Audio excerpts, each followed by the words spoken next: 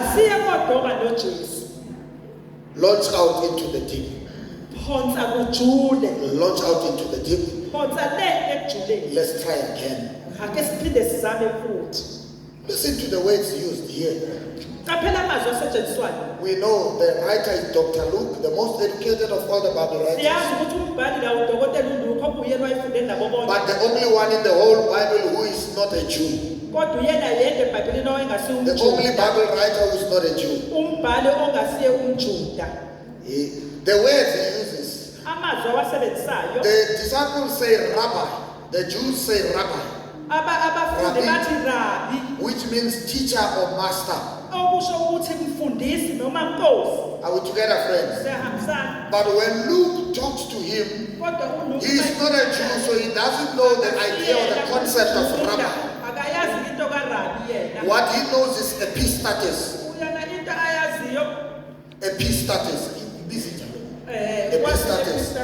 Epistates. Epistates, which means commander. Are you there? The Jews know rabbi, teacher. But the Greeks say epistates, master, commander. Are we together? I want to share something right here. There comes a point in your life when a teacher is not enough. The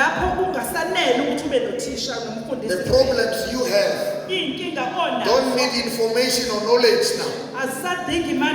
They are too deep. Are we together? What you are going through now, your sickness does not need doctor's notes. Your issues are too deep now. You don't need advice. It's not going to work now. What you need is a commander. The one who will calm the storm with a voice. When the storm of life is high, there is no information or education that can help. We need a strong voice that says peace, be still.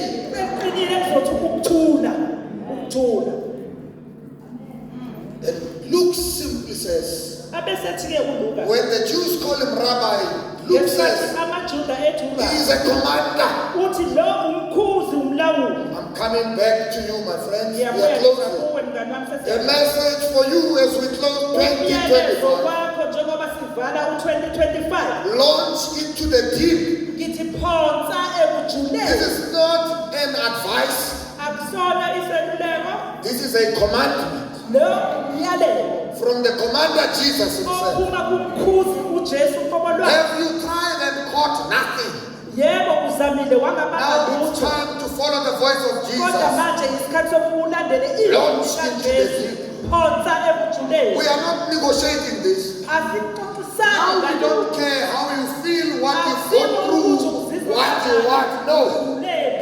The next thing we will do, we will talk after lunch. I'm talking to your situation, my friends. God is talking to your situation right now. You are used to processes. Oh, to fix this thing. That one will apologize, families will come, people will negotiate. No, we are not there now. We are dealing with a clear command. And God, the Holy Spirit, is commanding your life now. For the issues of your life that you alone know. And Jesus says to you today, this time, we are no longer talking about how painful your life has been. How you've struggled alone and nobody cares. How you've cried all night and your pillow is full of tears. The instruction of Commander Jesus is clear. From now, we are launching into the deep. We will talk from the deep. From this sermon, somebody will write the right message.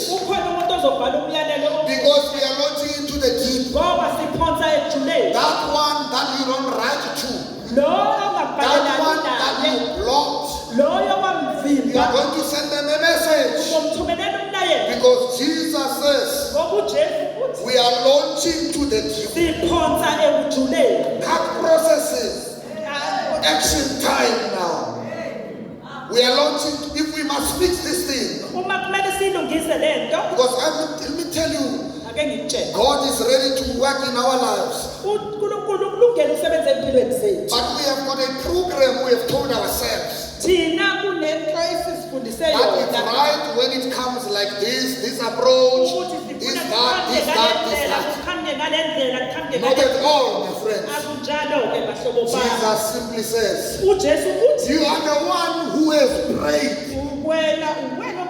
that you caught nothing. If we agree that you caught nothing, the next thing we expect you to do, launch into the deep. Try again. But this time, in Jesus' name.